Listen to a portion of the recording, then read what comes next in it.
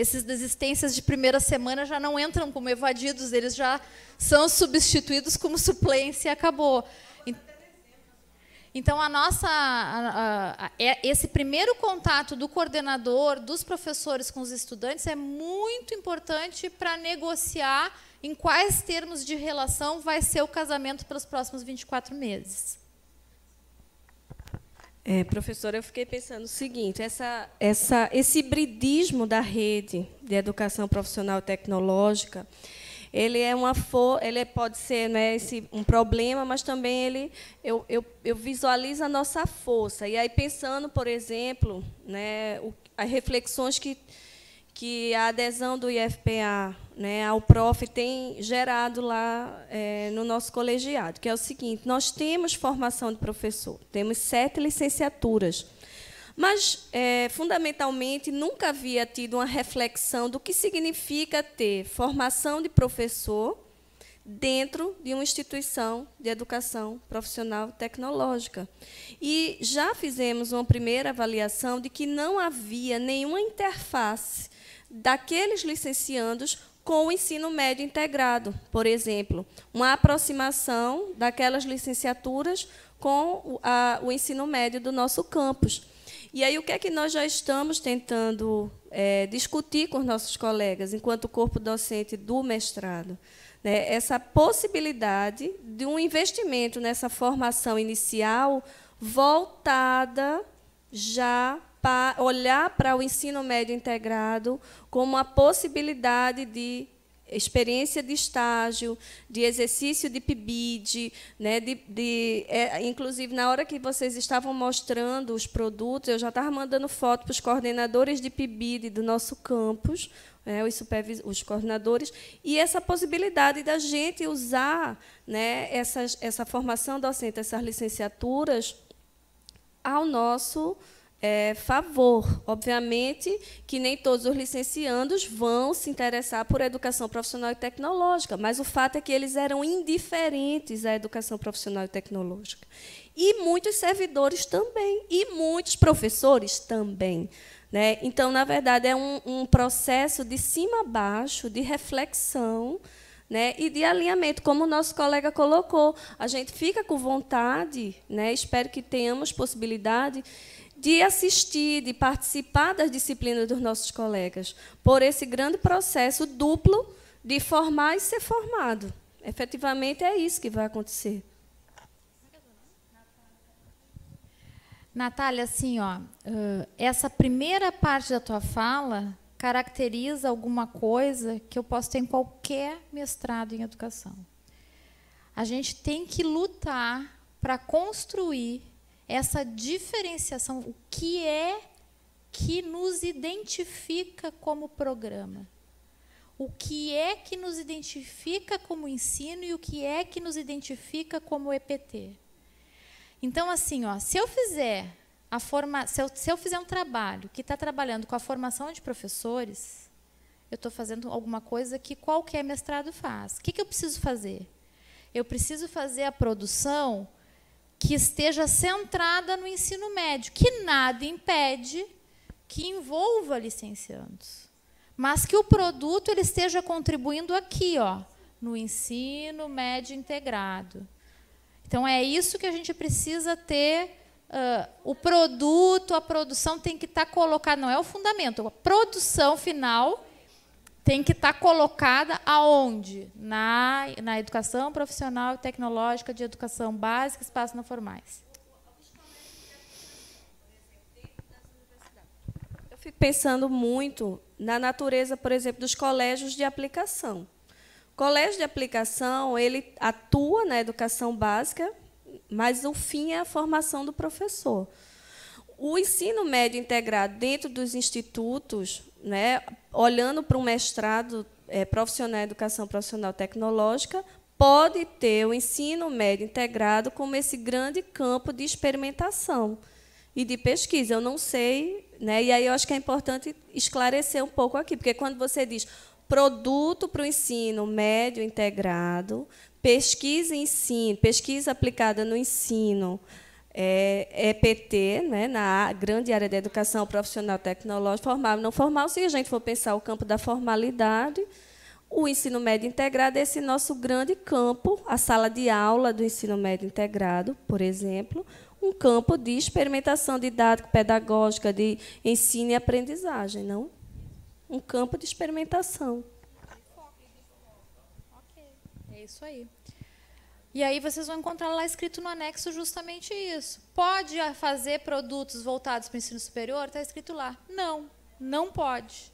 Porque a gente está lutando justamente para construir essa identidade nesse momento. Se a gente fizer, por exemplo, já vou passar a palavra, se a gente fizer, por exemplo, um estado da arte, das pesquisas realizadas, informação de professores para EPT, a gente vai lá no banco de tese e dissertações da CAPES e faz essa pesquisa. Vem um monte de trabalho. Aí a gente começa a ler. A gente começa a ler e a gente consegue separar em 20 e poucos trabalhos, os trabalhos que trabalham, por exemplo, com os professores de conteúdos específicos. Quando a gente diz assim, formação de professores para EPT, a massa de trabalho que está lá é licenciatura, gente. E aí que a gente precisa constituir. Tá, então, se a massa das universidades está pensando, bem ou mal, não importa, nos seus programas de educação está pensando as licenciaturas, e não tem quase ninguém pensando no nosso ensino médio integrado a partir da perspectiva, muitas vezes, dos seus conteúdos específicos. Quem é que vai pensar isso se não for a gente? Os professores da educação, muitas vezes, não querem se embrenhar na engenharia, na biologia, na não sei o quê, na agrária. Não querem. Eles acham que isso não é a área deles e não vão fazer essa discussão. Então, a gente que precisa puxar essa discussão, e esse é um campo riquíssimo que a gente tem para fazer essa produção em EPT para os nossos institutos federais. Então, essa tem sido a nossa defesa até então.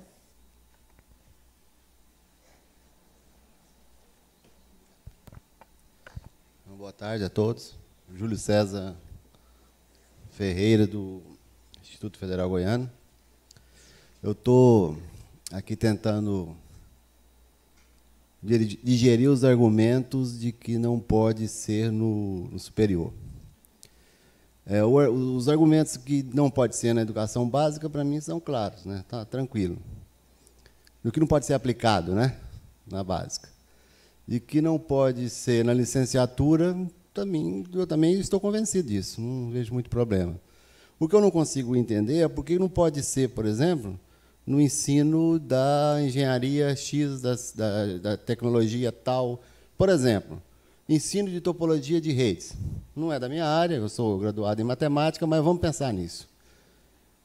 Está dentro do tecnológico, no meu entendimento, posso estar equivocado, é claro, é EPT. Ninguém está trabalhando com isso até onde eu sei.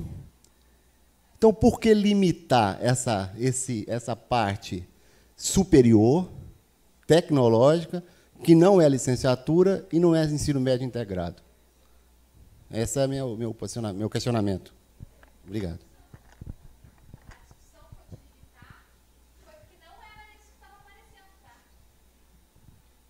Então, nesse relação a isso, pode ser. E, de maneira nenhuma, era isso que estava aparecendo. O que estava aparecendo era a caracterização da produção dos doutores em educação, que tem uma certa lógica e que queriam continuar construindo a mesma lógica por aqui. Então, essa construção que tu está falando, por exemplo, a gente pode problematizar e pode fazer uma sugestão para que seja, inclusive, inserida.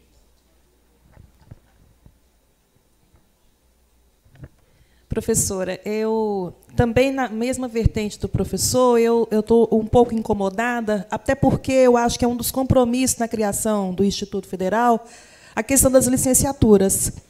E nós estamos, enquanto professores, daqui a uns dias nós não vamos ter professores. Na nossa formação inicial, nós não discutimos, a priori, a educação profissional técnico-tecnológica. Não tem uma disciplina lá na nossa formação inicial que contemple essa perspectiva. Então, pensando no ato de criação do Instituto, pensando que nos cursos de formação inicial, a priori, não são estudadas essas questões do mundo do trabalho, as questões mesmo pensando nisso, eu acho que a gente, de fato, deveríamos refletir sobre essas questões, pensando principalmente, o professor colocou na engenharia, mas eu, no meu caso, por ser uma professora no campo da licenciatura, de pensar que, se é um compromisso dos institutos, pensar a questão da formação do professor, de fato, eu acho que nós vamos estar empobrecendo o nosso mestrado, essa é a minha visão a priori, pode ser que eu modifique, né, no futuro, de não pensar esse professor para trabalhar numa modalidade de ensino que é diferenciada. Eu fiz concurso para trabalhar no Instituto e, na verdade, no caso, eu fiz um mestrado em Educação Tecnológica no Cefet-MG, então, eu, no mestrado, fui ter essa visão e trabalhando com essa perspectiva, mas não necessariamente os outros professores teriam isso. Né? Então, eu só penso que acho que deveríamos refletir o melhor sobre essa questão.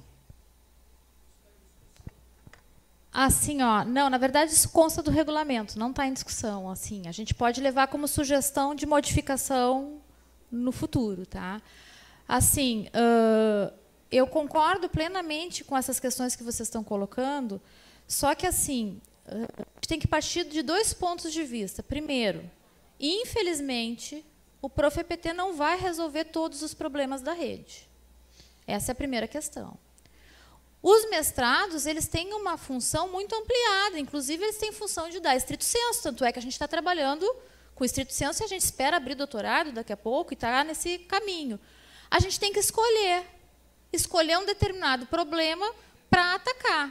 Nesse primeiro momento de curso, nesse primeiro ano, nessa primeira turma, por uma questão de construção de identidade, a gente resolveu fechar o escopo em torno da educação profissional e tecnológica, educação básica, profissional e tecnológica, e espaços não formais. Tá? Para tentar fazer, então, esse fechamento em cima de um objeto, fazer a formação dos nossos docentes em cima desse objeto, fazer a formação do nosso público-alvo, que muitas vezes vem para o Prof.EPT achando que está entrando no mestrado em educação e vai fazer aquilo na educação infantil, na educação nas séries iniciais, no 5º. Então, essa é a intencionalidade, não é de fechar a perspectiva totalmente, tanto é que está no anexo, não está no regulamento. Mas é que, nesse primeiro momento, a gente construa uma identidade em torno da EPT, atacando aqueles problemas que, nesse momento, são muito urgentes para nós. Por exemplo, que a gente recomenda muito, que não são todos os trabalhos, não é obrigado a fazer trabalho para o ensino médio integrado, mas a gente entende que, esse momento político, seria interessante que muitos trabalhos fossem produzidos em torno do ensino médio integrado. Porque a gente sabe que, com a reforma do ensino médio, a gente está correndo muitos e muitos riscos. Ok? Pode, com certeza. Pode ser apresentado com proposta, com certeza. Acho que, mais ou menos, a cada 1 ano, a gente vai rever esses nossos regulamentos, porque não dá para trabalhar num curso desse tamanho sem rever algumas questões. Pode ser apresentado e a gente pode fazer essa discussão e, quem sabe, modificar isso, que, na minha cabeça, eu, Cris, não eu, coordenadora nacional, acho que tem muita pertinência várias das coisas que vocês colocaram aqui.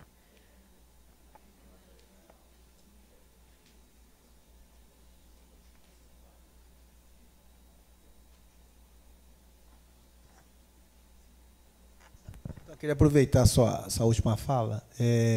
Vocês já pensaram em algumas recomendações de temas mais importantes ou mais urgentes que pudessem até nos ajudar na hora de encaminhar algum trabalho aos nossos mestrandos? Houve alguma demanda, por exemplo, do próprio CONIF ou da própria rede para esses temas? Porque eu sei que o Fórum de Ensino está lá discutindo uma série de coisas, né? Com uma série de propostas, inclusive a mudança de carga horária. Houve alguma demanda nesse sentido?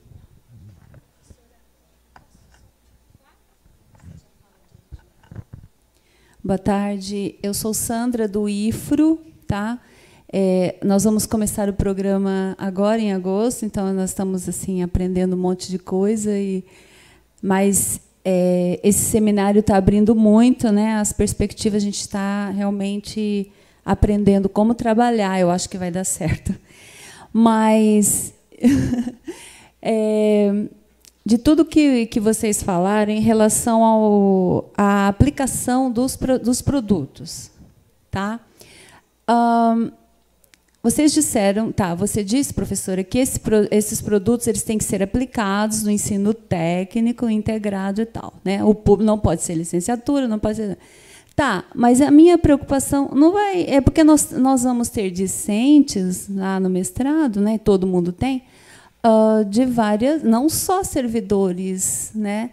E, digamos, eu sou uma discente que trabalho com educação básica, digamos, mas numa escola particular, que não trabalha em ensino integrado. E eu gostaria de fazer meu projeto lá na minha instituição. Eu não posso. Mas aí nós não estamos fechando, a minha preocupação é isso, não estamos criando uma endogenia e daqui a pouco... Assim, eu me perguntei, de repente, sobre isso. Não seria um caso de repensar, de repente? Gente, assim, ó, a área de concentração do curso, qual é a área de concentração do curso? Educação profissional e tecnológica. Então, tem coisas que são possíveis, tem coisas que nem tanto. A gente tem, como instituto, abrir o espaço para esses estudantes que não estão inseridos na EPT, e isso é um compromisso dos reitores, para os reitores, dos diretores, abrir o campo de trabalho. E vai ser uma perspectiva muito interessante, porque essa pessoa nunca atuou na EPT. Vamos supor, eu pego um professor de história, que dá aula do 5º ou 9º ano. Aí, o que esse professor de história, então, ele quer, sei lá, quer muito trabalhar com a ditadura. Bom, vou pegar um tema bem atual. Aí ele vai pegar a ditadura e vai pensar, porque ele está estudando o quê? Bases conceituais em EPT. Ele está estudando teorias e práticas de ensino-aprendizagem EPT. Ele está estudando organização e memórias da EPT. Então, ele vai pegar essa disciplina dele, essa prática profissional dele, e vai produzir alguma coisa dentro desse EPT. E a gente vai fornecer para ele o campo. E vai ser muito rico, porque além dele aprender tudo que ele está aprendendo no mestrado, ele vai ter a possibilidade de vivenciar a EPT que ele nunca teve antes. E aí, daqui a pouco, ele vai dizer assim, não, meu sonho é fazer concurso para EPT, vou-me embora para EPT. Então, isso precisa ser muito pactuado, assim, a gente precisa colar no teto da cama da gente. Qual é a área de concentração do curso? EPT. Qual é a área de avaliação da CAPES? E ensino. Então, isso precisa ser, assim, ó, incessantemente repetido aos professores, principalmente os que não estão aqui. E a gente precisa ler os documentos e compreender do que é que a gente está falando.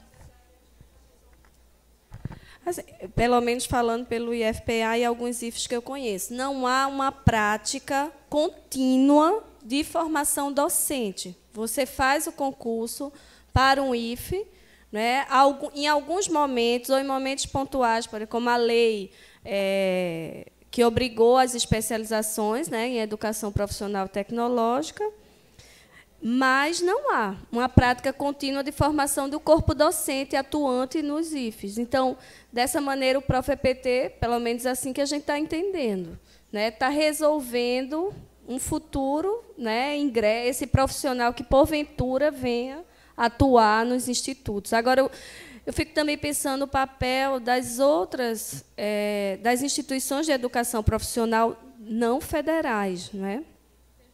Que é o que o professor colocou ontem, por exemplo, no nosso estado, no Pará, né? Isso é um campo também, né, que eu acho que também a gente pode orientar esses que chegam sem projetos, né, ou que estão em outras redes de ensino, a darem um olhar e essa contribuição para a rede estadual de educação profissional.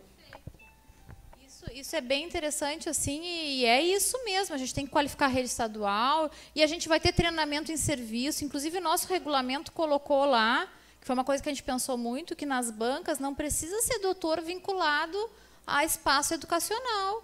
Se a gente está, sei lá, com um treinamento, com uma formação na empresa, com uma formação na cooperativa de catadores, a gente está com uma formação no MST, a gente está com diversas... Então, por isso que está muito claro lá que são os espaços não formais também.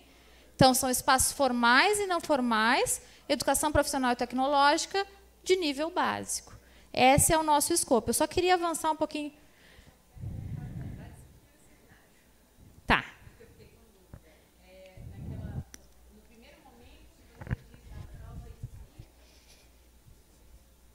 Volto. Pode falar. Ah, desculpa. No primeiro momento que você diz no primeiro momento que diz da prova escrita, eu fiquei com dúvida. Que prova escrita exatamente é aquela lá?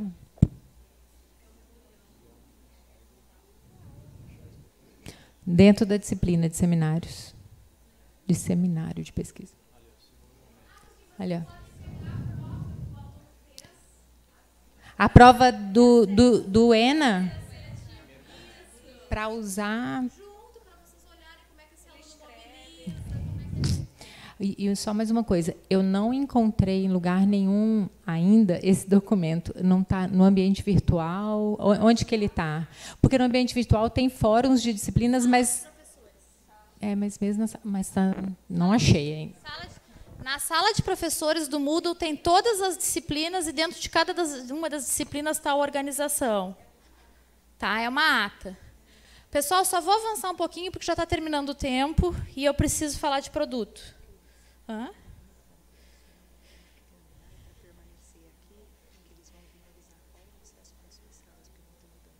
Tá.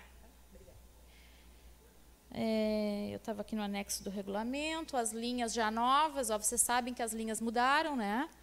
A gente tem práticas educativas em EPT e organização e memórias de espaços pedagógicos na educação profissional e tecnológica. Os nossos macroprojetos, que também são orientadores. Vocês perguntaram assim, por onde a gente vai andar? A gente tem 6 macroprojetos, 3 da primeira linha, ó, propostas metodológicas, recursos didáticos em espaços formais e não formais em ensino EPT, inclusão e diversidade em espaços formais e não formais em ensino EPT, práticas educativas no currículo integrado, história e memórias no contexto do EPT, organização do currículo integrado na EPT e organização de espaços pedagógicos da EPT. Bom, então esse aluno, eu queria saber o seguinte, podemos entre nós pactuar para que os professores então de seminário produzam um memorial, que no final desse memorial o colegiado atribua o orientador, que depois a gente tem esse trabalho de discussão dos produtos educacionais, e que, no final, a disciplina de seminário, juntamente com a disciplina de metodologia e, se for possível, a disciplina de base, se unifiquem para que esse aluno produza o anteprojeto para esse conjunto de disciplinas, buscando uma interdisciplinaridade entre nós. Cadê a Deusilene? Anotou? Mas eu lembro depois. Pode ficar pactuado isso entre nós ou tem alguma manifestação contrária que acha que não? Ok, então eu queria avançar porque tem IAs aqui que estão na segunda etapa do processo. Então a gente teve a redação de projetos de pesquisa ao longo do segundo semestre. O que é redação de projeto de pesquisa, gente? É a disciplina em que o orientador e seus orientandos se encontram para escrever o projeto que será qualificado. Essa disciplina, então, são 12 diários na IA. Cada diário de classe, cada pauta, como alguns chamam, tem o professor orientador e os seus estudantes orientandos. Ok? No final desse semestre, o estudante tem, então, o projeto, aí agora sim, é um projeto de desenvolvimento de produto e pesquisa. Ok? E aí ele vai, então, para a etapa de qualificação. Essa qualificação, a gente está indicando que ela aconteça entre o 10º e o 14º mês de curso. Ok? Então, os nossos estudantes que ingressaram o ano passado, eles vão qualificar os seus projetos até outubro desse ano. Se o estudante vai conversar com pessoas, vai fazer pesquisa com seres humanos, e quase todos vão, porque esse produto, a gente vai saber das percepções das pessoas sobre esse produto, esse projeto tem que ser direcionado para o Comitê de Ética em Pesquisa. Então, nossa recomendação foi que, tão logo o orientador tivesse um projeto, né, minimamente construído, com alguma consistência, que o orientador e orientando já encaminhassem para o CEP para garantir a aprovação e os prazos. Ok? Via Plataforma Brasil. Ih, já levantou um monte de mão aqui. A gente fala Plataforma Brasil, pessoal. Como eu já fui do Comitê de Ética, não tem problema com a Plataforma Brasil, não, entendeu? Eu entendo muito bem isso, ao contrário de vários colegas. Mas, assim, considerando o prazo restrito que a gente tem, né, o prazo de integralização do curso é de 24 meses. 14 meses não seria um prazo muito extenso para ele estar qualificado? E o que efetivamente o aluno vai ter que ter concluído para ele se qualificar?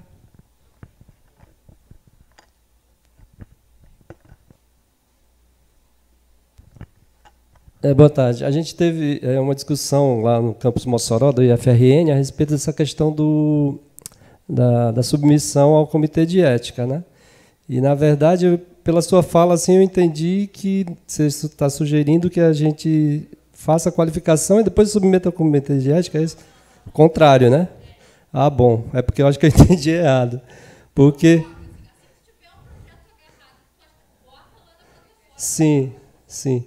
Não, porque assim, o que foi feito, essa discussão com a pessoa do Comitê de Ética local, né, ligado à Plataforma Brasil, de que a gente deveria, assim, mais brevemente possível, qualificar, né, dentro do prazo para submeter ao Comitê de Ética, né?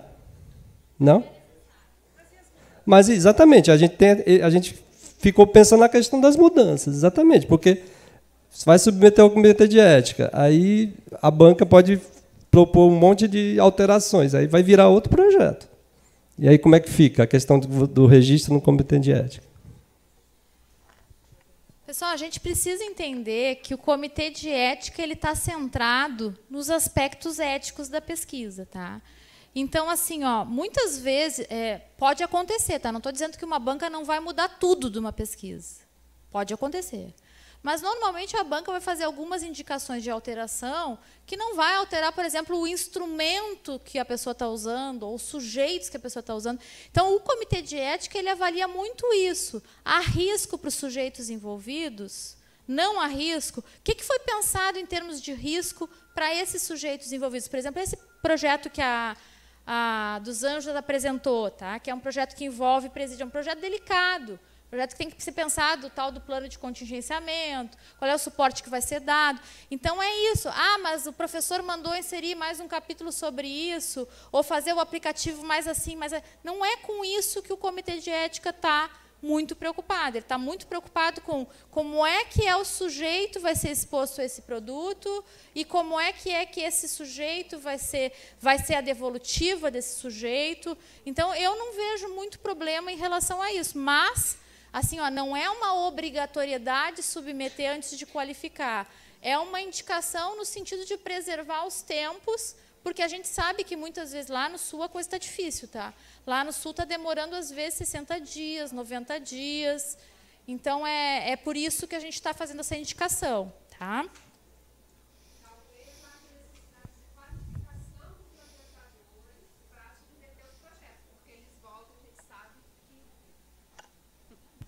Talvez nós precisamos de qualificação dos orientadores para a submissão dos projetos, porque, como eu já fui do Comitê de Ética, algumas coisas são gritantes. A pessoa vai fazer uma pesquisa e fala, não há risco, vai voltar. Ah, mas são 10 minutos de entrevista. Está lá na resolução, vai voltar. Entendeu? Vai voltar. Não há risco nenhum, só tem benefício. Vai voltar. Então, talvez a gente precise de pensar nisso, numa qualificação dos professores. Exatamente. Vai voltar. Não pensou em como é que vai fazer se acontecer alguma coisa? Vai voltar. Então, mas também a gente vai aprendendo. A gente manda a primeira volta, você manda a segunda volta, manda a terceira volta. A gente aprende, entende? Então, a gente vai num processo. Mas assim, ó... o meu também não. Então, essas questões assim que a gente precisa pensar. Ontem um professor me fez uma pergunta muito interessante, que era do Triângulo Mineiro. Tá aí o triângulo? Não. Tem alguém no triângulo? Não. O professor me fez uma pergunta muito interessante. Mas e se o produto for receber só um parecer técnico? Precisa ir para a Plataforma Brasil? Aí eu disse para ele que achava que não, tá? Mas são questões que a gente precisa... Ele vai pedir um parecer técnico de umas pessoas em serviço lá, durante o serviço delas, sobre o produto. Não vai entrevistar, não tem percepção. Aí eu fiquei... Mas a gente não tem as condições listadas lá na resolução 510 que eliminam. E aí diz que se for um serviço técnico, não precisa. Está escrito lá, se for dado um parecer em serviço técnico, não precisa.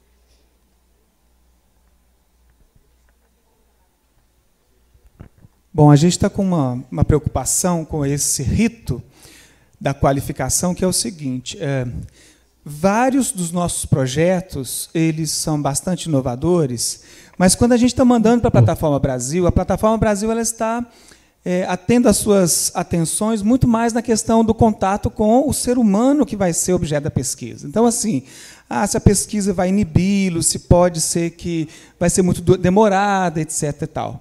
Mas a gente está sentindo um pouco da falta de que te passasse por um crivo se, de fato, a hipótese, os pressupostos, o objetivo, ele está, de fato, alinhado com o EPT. Coisa que a gente não está tendo um retorno ainda. Então, talvez a gente está um pouco inseguro, porque o CEP, quando ele vai para lá, ele tem um olhar sobre o projeto, mas não o olhar da execuibilidade, da operacionalidade, da capacidade daquilo realmente se transformar em um produto. Esse tipo de orientação, ou de, pelo menos, eu gostaria, eu vou chegar no ponto que eu gostaria de que talvez, a nossa proposta para a gente conversar, é que dentro de nós, 12 professores, que possa ter alguém que nos ajude. Eu gostaria de um leitor crítico sobre o meu projeto.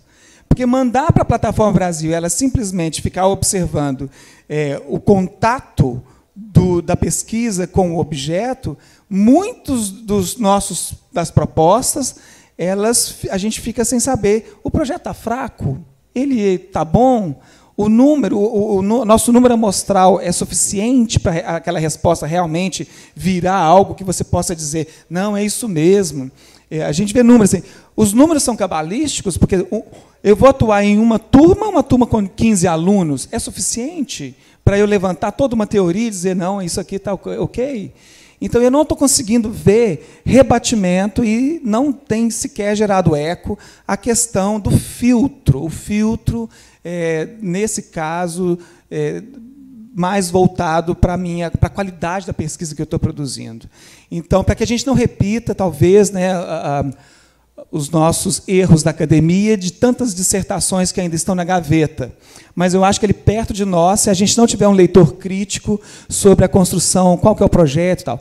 Essas questões meramente estruturais, de que 20 a 60 páginas, que tem que ter, eu acho que isso não contribui. Isso emoldura, mas não fundamenta a proposta da pesquisa. Então, eu estou sentindo um pouco ainda de insegurança, digamos assim, de que um crivo mais específico da EPT tivesse um olhar para cada um dos nossos projetos. O projeto está fraco ou não está? Responder meramente o CEP, da questão só do constrangimento, dos riscos, eu acho que está pouco. Eu imaginava, entende, dada a minha... eu não sei muito, tal, que eu pudesse ter algum tipo de... voltar ao projeto, dizendo assim, não, o projeto precisa me estruturar, porque tais atividades não respondem a tal objetivo. Esse objetivo não será tal. Então, se a Plataforma Brasil não me der esse retorno, e ela for meramente pro forma e voltando só para o objeto que eu estou pesquisando, e nós estamos sentindo um pouco de... a gente precisava um pouco melhor, talvez, olhar para esse lado da qualidade do que está sendo proposto. Eu entendo que cada coisa tem o seu lugar, assim. Na verdade, a Plataforma Brasil ela é para isso. É só para a gente analisar a relação entre seres humanos ali, se está sendo cuidada, se não está sendo cuidada. Então, não penso que tem um especialista, e não tem um especialista no tema da gente, que vai estar avaliando. Por isso que eu falei, se tu está trabalhando com... sei lá, com referencial pós-estruturalista junto com o marxismo, ninguém vai avaliar isso. Não é isso. A Plataforma Brasil tem uma visão sobre os instrumentos, o cuidado que está sendo utilizado, o anonimato, a questão do consentimento, do assentimento, plano de risco, contingenciamento, essas coisas assim. Tá? Eu não sei se eu entendo e se eu faço a leitura correta, e eu estou com certo receio de te responder, mas, para mim, assim, ó, na minha compreensão, quem faz isso é a banca de qualificação. E se a gente entende, por exemplo, que a gente quer ver essa coisa do escopo da EPT, talvez colocar um professor de bases na banca possa, né, se esses professores de base estão respondendo bem, um professor de bases poderá contribuir para ver essa questão do escopo e convidar os colegas, os diferentes IFES, para fazer essa composição da banca. O mínimo são mais 2 docentes além do orientador, mas nada impede que tenha mais. Eu entendo esse momento da qualificação como um momento formativo. Então, é um momento de aprendizado para todo mundo, para os orientandos, para o orientador, para os outros alunos que vão assistir. Então, talvez esse nosso movimento possa nos constituir ainda mais como rede, se a gente conseguir usar essas parcerias e conseguir colocar na nossa cabeça, e dos estudantes, né, que são momentos ricos de aprendizagem e não momentos de detonação, porque às vezes eles vão com aquela coisa assim, né, muito medrosa, assim, sabe, de não conseguir aproveitar esse momento. Bom, eu vou dar uma seguidinha aqui para a gente terminar. Então, os nossos estudantes vão para a qualificação. E depois, o que acontece depois da qualificação? Ele tem, durante o 3º semestre, uma disciplina que se chama Prática de Ensino Orientada. Tá? Essa disciplina é o momento em que a gente está entendendo que esse produto ele deve ser desenvolvido e ele deve ser aplicado. Então, essa aplicação, a gente está entendendo que vai acontecer nos diversos ambientes e as pessoas, então, vão fazer uma avaliação desse produto, vão dar retorno. Tem muitas maneiras de fazer isso, pode ser na sala de aula, pode ser com grupo focal, pode ser com oficina, pode ser com curso, pode ser com projeto de extensão, pode ser com... Tem muitas coisas, muitas formas da gente fazer a avaliação do produto e a gente vai ter que pensar qual a melhor maneira para os sujeitos que a gente está indicando que esse produto se realize. E aí, terminou? Não, aí não terminou. Aí, no 4º semestre, esse estudante pega essa aplicação do produto, reformula tudo aquilo que for necessário, escreve o seu relatório para entregar e fazer a defesa, então, final da dissertação ou do artigo. Não precisa, a Bernardina está alertando aqui, não precisa reaplicar. Eu vou falar uma coisa aqui, também com certo receio, mas vou falar. A gente tem muitos colegas aqui que são das áreas exatas e que não tiveram contato com pesquisa qualitativa, não tiveram tanto contato com a maneira como a gente lida com o número de sujeitos e amostra. Então, assim, ó, quando a gente fala em aplicação, não quer dizer que se eu fiz, por exemplo, eu fiz, sei lá, uma sequência didática para ensino de matemática no curso de eletrônica. Então, eu preciso pegar 10 turmas de 5 IFES diferentes. Não é disso que a gente está falando. Tá? Não precisa ter essa questão de aplicação amostral, estatística significativa. Não é isso. O que a gente está querendo, a validação do produto, ela vai se dar na banca. O que a gente está querendo é não fazer produto descolado dos sujeitos. Então, se eu estou fazendo uma sequência didática, minimamente eu tenho que pegar a turma lá do IFPE, vou pegar o curso lá de eletrônica, vou aplicar aquela sequência, vou fazer uma avaliação, talvez aplique um questionário depois, talvez eu grave, talvez faça um grupo focal, não sei, eu vou conversar com o professor. Então, quais são os instrumentos de avaliação? E isso tem que estar lá na qualificação já. Então, lá na qualificação, alguém perguntou, o que tem que ter na qualificação? Na qualificação tem que ter a pesquisa, tem que ter a metodologia, tem que ter a cronograma de desenvolvimento do produto, tem que ter a forma como eu vou avaliar esse produto. Então, tudo isso tem que estar posto lá na qualificação para que a banca possa contribuir, possa ajudar, possa dizer, olha, esse grupo focal que tu pensou, olha, com estudantes de, sei lá, 16 anos, talvez não vai funcionar tão bem. Quem sabe tu faz, então, sei lá, uma página no Facebook, não sei o quê, não sei o quê, não sei o quê, não sei o quê, não sei o quê, que aí já vai dar outro produto, inclusive, né? Mas, então, é essa a ideia, que no projeto de qualificação o estudante não quer dizer que também não possa mudar nada depois da banca, tá?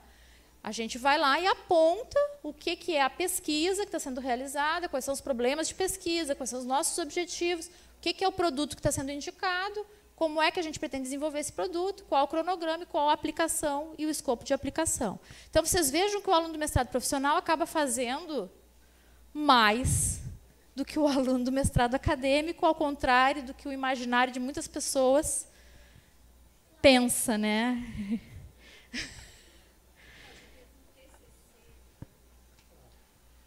Um TCC de um licenciando da geografia, em que ela foi analisar como a geografia se integrava, acontecia no curso de mineração. E aí,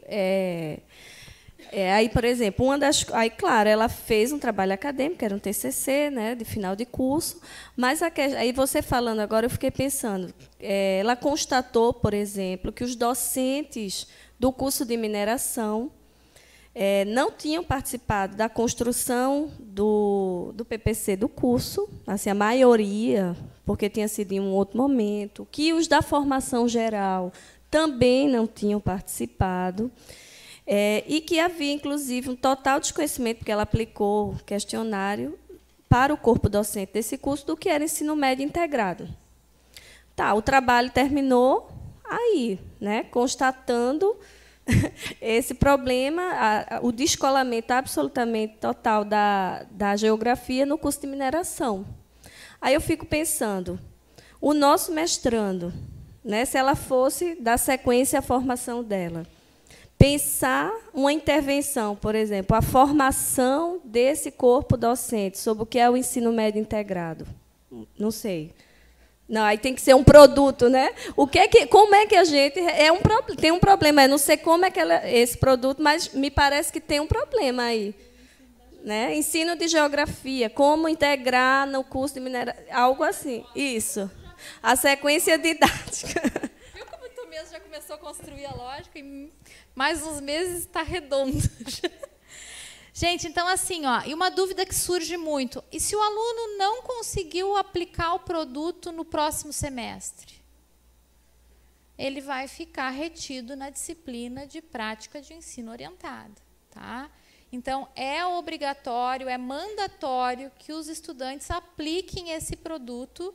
A gente não pode abrir mão dessa aplicação, porque é a aplicação que vai ser a devolutiva para que a gente possa refazer.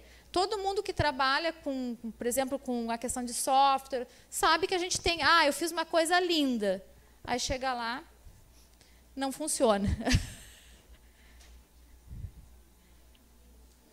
Chega lá, não funciona.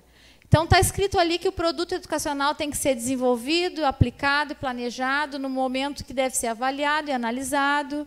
Todos os produtos devem estar focados nas melhorias dos processos de ensino no contexto da IPT, em ambientes formais e não formais, não devem focar no ensino superior, nem ter sua aplicação voltadas a ele. Olha a maneira como está escrito ali, a aplicação voltadas ao ensino superior, mas ao ensino médio integrado, é um ensino de não sei o quê, entendeu? Pela identidade do curso, a gente considera muito relevante que seja produzido vários trabalhos em currículo integrado e ensino médio integrado, mas isso é só o que a gente pensa. E considera-se que a válida... Lembram da tabelinha que a Tânia mostrou para a gente sobre o EDU 1, 2, 3, 4, 5? Tinha a primeira linhazinha falava sobre como é que esse produto é validado. Nesse quesito, a gente vai tirar nota 7, porque a gente vai validar os nossos produtos aonde? Banca. Então, a gente diz que a gente aplica o produto, mas ele é validado pela banca final de curso. Bom, aí a gente tem dois modelos, eu acho que todo mundo já sabe, mas é bom frisar. A gente tem o modelo artigo e o momento...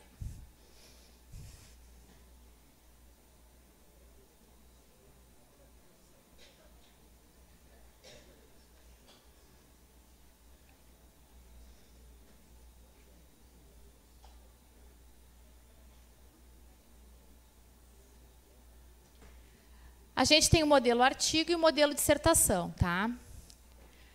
Essa decisão ela é da IA. O colegiado da IA discute no colegiado qual é o modelo que quer, é artigo para todos os alunos, é dissertação para todos os alunos. Então, a identidade, nesse caso, é da IA. Se a instituição optar pela entrega de um artigo, a entrega final desse trabalho ela é feita em um volume. Nesse volume contém uma introdução que explica o trabalho que está ali colocado, o artigo desenvolvido, que, na verdade, é uma coautoria, né? O aluno é o autor principal e o orientador é o coautor, e o produto encartado. O produto encartado é o produto, se ele tiver materialidade para isso, e se ele não tiver materialidade para isso, a gente tem que produzir, então, imagens, códigos, textos, a descrição completa desse produto. Caso o formato escolhido pela IA seja a dissertação, a recomendação é que esse produto encartado ele faça parte da dissertação. Então, que ele seja discutido ao longo da própria dissertação e ele não seja só um anexo que está lá para compor. Por que que no artigo é um volume extra e na dissertação ele está contido dentro? Por causa do tamanho. O artigo é menor do que a dissertação. A gente discutiu um pouco e a gente tem uma recomendação. A gente está trabalhando com um formato de artigo de 40 a 70 mil caracteres e uma dissertação com formato de 60 a 120 páginas. A gente recomenda a ABNT, mas outros modelos. Vamos supor que eu quero fazer alguma coisa que tenha uma estética. Eu vou fazer a minha dissertação, ela já vai trazer nela uma certa estética que compõe com aquele produto que eu fiz. Pode sair do modelo, desde que isso seja uma composição. O modelo é para aqueles que, bom, não tem a estética do trabalho não traz nada de inovador, mas pode ter inovação também na estética do trabalho. E aí, nesse documento, a gente bota ali um linkzinho do EduCimate, que é um exemplo de dissertações, né, que foi bem avaliado, e que traz produtos encartados, então, nas suas dissertações. Então, agora estão abertos espaço para qualquer dúvida de qualquer natureza que vocês tenham.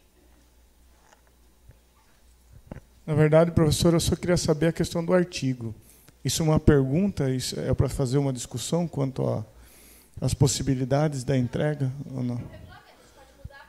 Tá, então, eu pergunto isso por conta da...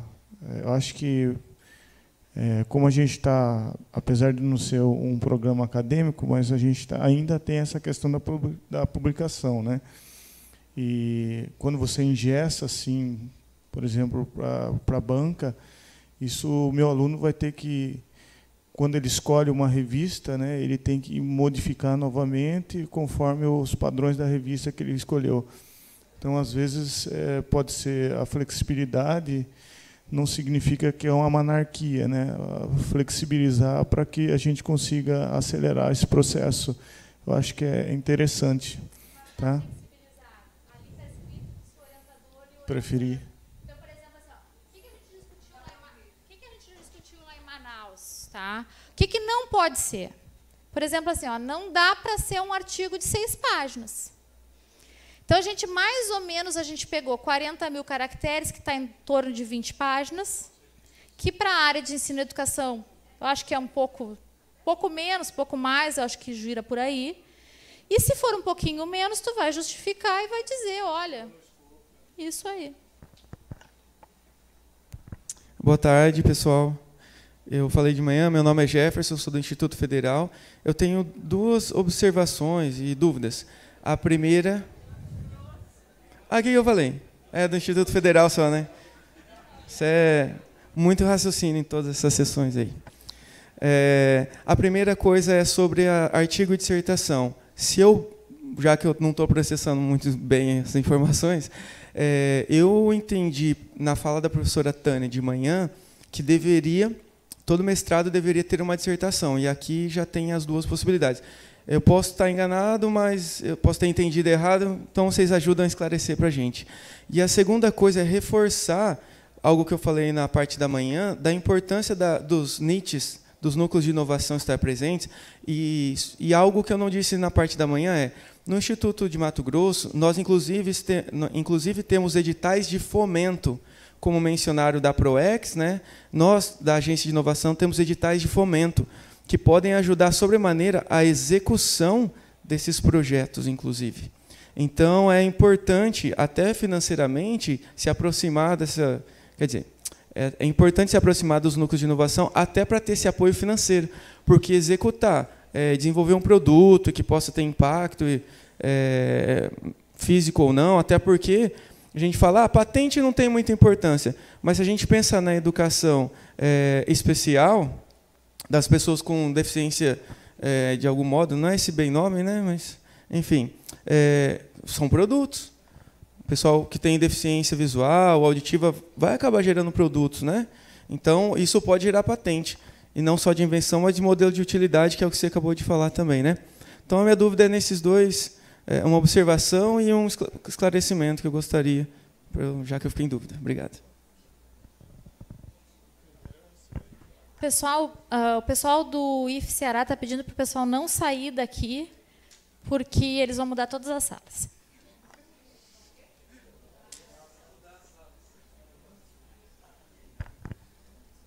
Boa tarde, meu nome é Rafael, sou do IF Sul de Minas. Eu queria saber, com relação ao artigo, você falou da autoria do aluno e do orientador, mas caso o projeto seja desenvolvido por mais pessoas, exemplo, você vai fazer um produto de educação, um aplicativo, e aí você precisa de um programador, que nem o orientador nem o orientando são programadores, mas ele vai participar da pesquisa. Como é que funciona a questão da autoria, nesse caso? E se ele entra ou não? E, no caso, se a coorientação ela não pode ser fora do programa, né? Ou não, mas pode ter uma coorientação dentro do programa. Qualquer IA. E, por último, o artigo, né? A gente escolheu que o trabalho de conclusão vai ser o artigo, não vai ser uma dissertação, mas surgiu a dúvida de se esse artigo precisa de estar submetido ou se ele tem que estar publicado, ou aceito, em que nível que ele tem que estar. Essa questão da coautoria de outras pessoas a gente vai precisar pensar mais para responder, tá? A questão do artigo precisa estar submetido e não publicado, tá? Isso é a regra do programa que também está no regulamento novo. Eu queria sugerir que vocês pensassem mesmo, porque talvez isso implique em alguma revisão. Porque quando vocês colocam dissertação ou artigo, implica em você ter uma coisa ou outra. Na realidade, o documento de área coloca a obrigatoriedade da dissertação, e a dissertação é que pode ser na forma tradicional ou pode ser na forma de artigo. A dissertação na forma de artigo nunca é um artigo solto. Ela sempre é uma dissertação, que tem capa, que tem toda aquela parte introdutória de uma dissertação, depois tem um índice, depois tem um resumo, e depois tem o capítulo 1, que é uma introdução, e depois tem o artigo. Então, assim, a dissertação em forma de artigo não é a mesma coisa de artigo. Portanto, isso já responde à pergunta dele, que um artigo pode ser multiautoral. Tá? Até porque, se ele já é um artigo entre o autor da dissertação e o seu orientador, ele já é multiautoral. Enquanto que uma dissertação ela é só do discente. A dissertação que não é em forma de artigo, ela não é multiautoral. Ela tem a responsabilidade do docente como orientador, mas a responsabilidade do docente no artigo é maior do que de orientador. Ele é coautor, ele assina embaixo do que está escrito ali. Enquanto na dissertação que o aluno escreve sozinho, eu já vi orientador criticar aluno em banca. Eu já vi orientador fazer isso, já vi orientador detonar aluno em banca, que é um pouco pior, quando ele devia ser corresponsável por aquilo que estava sendo defendido. Entendeu? Então, assim, isso em mestrado, em doutorado, acadêmico, então não é tão simples assim, essa relação do orientador com o trabalho do aluno. Tá? A minha sugestão é que vocês repensem essa questão ou descrevam muito claramente como é que é isso. Porque assim, não é um ou outro. E se estiver passando isso no documento de área, tem que corrigir. Porque a ideia do documento de área é Sempre tem, porque é diferente de outros mestrados profissionais de outras áreas. Há mestrados profissionais que não têm dissertação. Você produziu uma patente, aquela patente foi para a banca de avaliação e o camarada ganhou o título ou não, de acordo com o que a banca achou daquela patente, sem a dissertação formal. Na nossa área, no documento de área, diz que os mestrados profissionais da área de ensino têm obrigatoriedade de uma dissertação, que pode ser tradicional ou em forma de artigo. Só isso. Na verdade, então, a gente não sabia o nome, a gente botou um volume. O volume é a dissertação no formato de artigo, porque ele tem a introdução, toda a parte introdutória, o artigo e o produto encartado. Então, isso é o que tu está falando, que chama de dissertação. A gente não sabia que a gente chamava isso de dissertação em forma de artigo, então a gente vai ter que colocar ali uma dissertação em forma de artigo ou uma dissertação de um modelo tradicional. A gente vai fazer essa revisão, então, ali na escrita. Não, o volume, porque a gente entende que não tem que entregar só o artigo. Tem toda essa parte introdutória e mais o produto encartado. Só que o miolo pode ser um artigo.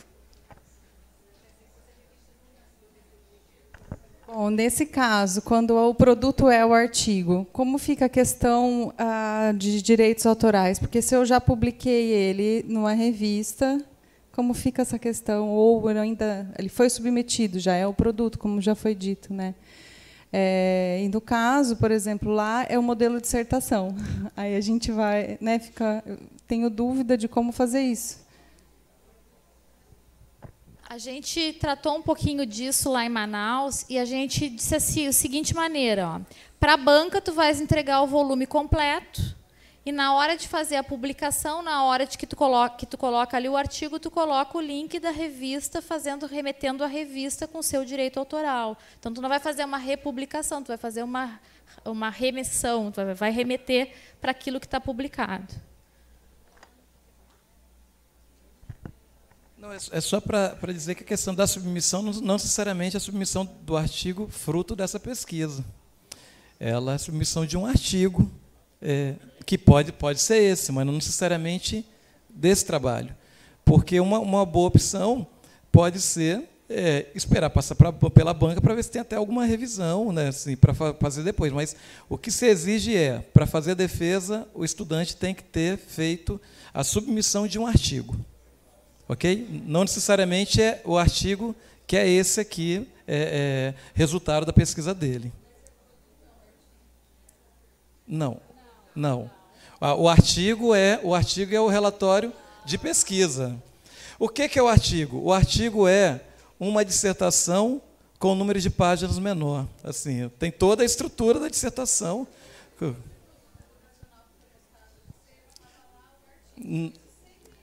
Isso. No nosso caso são coisas distintas. Assim, a gente tem o produto educacional e tem esse artigo que é o... são duas entregas. É o produto educacional e o artigo. É porque lá nas tipologias, né, de produtos, artigo aparece. Não tem artigo? Acho que artigos de divulgação é outra coisa. O único artigo artigo em revistas técnicas ou de divulgação científica é considerado produto educacional. Considerado não, é analisado junto aos produtos educacionais, para a gente não ter uma outra tipologia diferente. Mas artigo em periódico, porque assim, uma série de pessoas... Você tem um artigo numa revista... Essa revista que eu recebi aqui, revista IFCE. Ele é um periódico? Como é que vocês sabem que ele é um periódico? Ela sai periodicamente. Então, ela é um periódico científico ou não? A característica de ser um periódico científico depende da indexação, depende da revisão por pares, depende de uma série de critérios. Tá? Então, muitas vezes as pessoas têm um artigo numa revista técnica ou numa revista de divulgação e elas inserem essa revista dentro da plataforma Sucupira como se fosse um artigo, ou dentro do seu currículo Lattes como se fosse um artigo. E isso é puxado automaticamente para a Sucupira como se fosse um artigo. E suja a base de periódicos. Então, a comissão de avaliação vai lá e diz assim, não, NPC, não é periódico científico. Então, tem uma série de revistas que o pessoal cadastra como revista, como periódico, e que não é periódico. Esses periódicos eles vão ser se eles foram cadastrados com o termo artigo em periódico, eles vão ser perdidos na avaliação. Então, para eles não serem perdidos, a gente pega esses artigos um a um e joga na avaliação de materiais educacionais como material textual, artigos em revistas técnicas ou em divulgação científica. Mas o certo é vocês colocarem direto como artigos em revistas técnicas ou divulgação científica. Só isso. E isso é importante que a gente diga, o aluno faz 2 entregas, da dissertação em formato de artigo ou da dissertação em formato tradicional, e faz a entrega do produto. A dissertação vai para a base de dissertações, de tese e dissertações. O produto vai para o EduCaps. Então, na verdade, a gente vai ter... Esse material, por exemplo, de divulgação científica, como a revista do IFE Ceará, que está aqui, ele pode ser declarado, e bem declarado, na parte de inserção social. Tá? Então, toda forma que você tem de relacionamento com a sociedade, né, que o programa se coloque, que os alunos se coloquem, que as informações do programa circulem com a sociedade, você deve relatar na inserção social, porque a inserção social não conta nada, não quantifica nada, ela é toda qualitativa. Então, se você descrever que você está se relacionando com a sociedade porque os seus docentes ou os seus discentes apareceram X vezes na revista do IFSE, dando destaque aos produtos, fazendo feira de não sei o quê, fazendo isso, assim, a atividade de extensão apareceu dessa maneira, você está fazendo inserção social e você vai ter resultado para você destacar no quesito inserção social, que também é muito importante para as redes. Tá? Porque, novamente, a gente tem experiência de avaliação acadêmica, e a gente não sabia relatar no currículo Lattes a inserção social, como não sabe relatar na plataforma Sucupira a inserção social, porque a inserção social valia 5 pontos, 5% da avaliação. Agora ela está crescendo, tanto no acadêmico quanto no profissional, e no de vocês ela é extremamente importante. Então, vamos pensar, tudo que é relação com a sociedade é passível de ser registrado como inserção social. Por isso que eu pedi para os coordenadores me enviarem e não tive muita resposta sobre a inserção social na época do preenchimento da Sucupira, tá?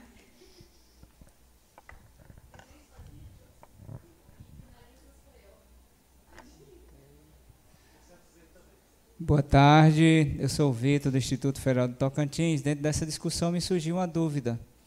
O artigo precisa ser submetido a periódico ou a congresso? Essa é a primeira pergunta. E a segunda é, bom, e se o meu orientando quiser publicar um artigo com um objeto diferente do trabalho que ele está fazendo para essa dissertação? Publica lá e isso é válido, essa publicação desse artigo tem que estar associada ao produto que ele vai realizar, concluir no final do mestrado.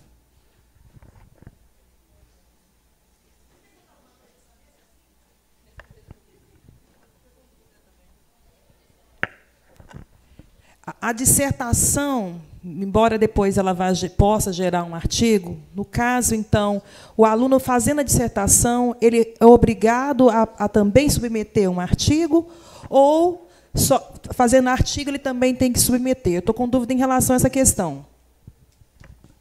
Para marcar a banca final de defesa, então, quando ele faz o pedido para a secretaria do programa para marcar a banca, ele tem que entregar um comprovante de submissão a evento, a periódico, a capítulo de livro.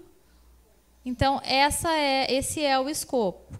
Todo aluno, independente se ele escolher o formato de dissertação em formato de artigo ou dissertação em formato tradicional, que esteja relacionado ao seu tema de desenvolvimento de produto.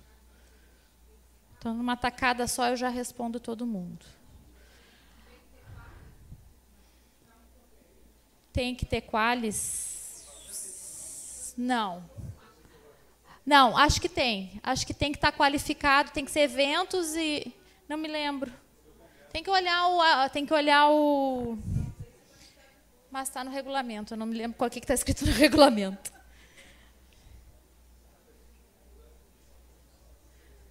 Depois a gente verifica direitinho, mas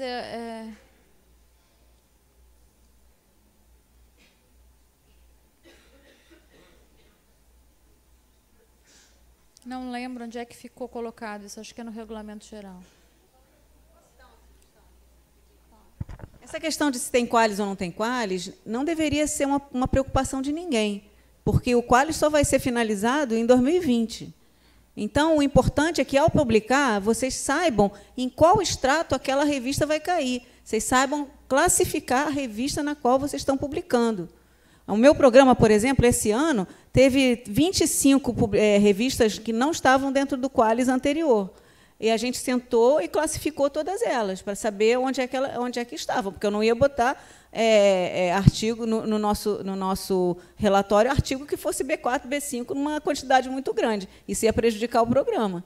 Então, a gente primeiro classificou as revistas não qualis, quer dizer, não no qualis antigo, porque ele vai entrar no qualis novo, já que, uma vez registrado, vai entrar no qualis. A gente classificou e, ao ter certeza de que estava entre A1 e B4, a gente inseriu no coleta. Então, isso certo é que cada um faça, cada aluno deve fazer, cada docente deve fazer. Isso é apropriação dos critérios da área. Vocês têm que saber como é que classifica a revista. Não precisa ser chamado para a comissão de área para poder classificar a revista, é só usar os critérios que estão lá. É muito simples. Livro, revista, material educacional, cada docente tem que ser capaz de classificar o seu produto para saber como é que ele está contribuindo para o programa, em vez de ficar esperando que alguém classifique por eles. É a autoavaliação. Está aqui no artigo 19. Para que seja marcada a defesa de trabalho de conclusão de curso, o discente deve apresentar comprovante de submissão ou publicação de artigo completo em evento, periódico ou livro, em coautoria com seu orientador, que trate do trabalho desenvolvido no curso. Tá? E quero ressaltar assim, para os colegas que têm menos contato com a área de ensino, que na área de ensino a gente consegue fazer esse movimento, tá? Mas que na área de educação a gente não consegue. Porque a gente não consegue olhar para um periódico e saber... Não. Não.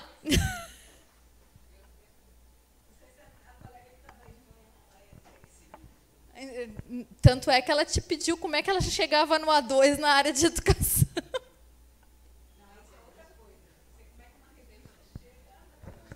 Mais uma questão dentro desse tópico de artigo. Essa exigência lá são 2.000 caracteres que você falou para o artigo? Pois é, ela é uma exigência para o artigo que o estudante vai apresentar para nós, não é?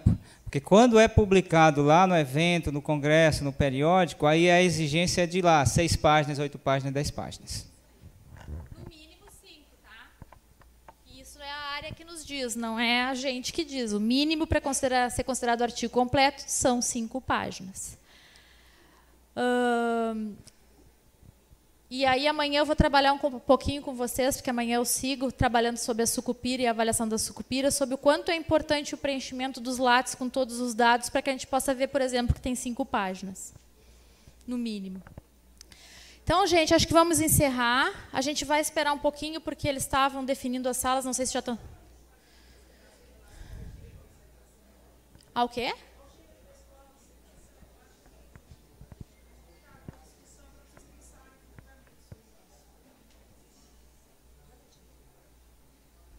Me incomodou bastante, eu sou da área da linguística aplicada, me incomodou bastante essa questão em relação ao gênero, dissertação, e esse outro gênero que está se constituindo aqui no ProfEPT. Né? De fato, pôr uma capa num artigo que tem as suas características formais em relação à perspectiva de que é um texto, o que é recorrente no artigo científico em diversas áreas, que cada área de conhecimento também tem a sua forma de conceber um artigo, certo? Né? Nós temos gente aqui da engenharia, o pessoal da educação, das letras. A forma de constituir tem algumas recorrências, a gente vai ver isso na perspectiva teórica.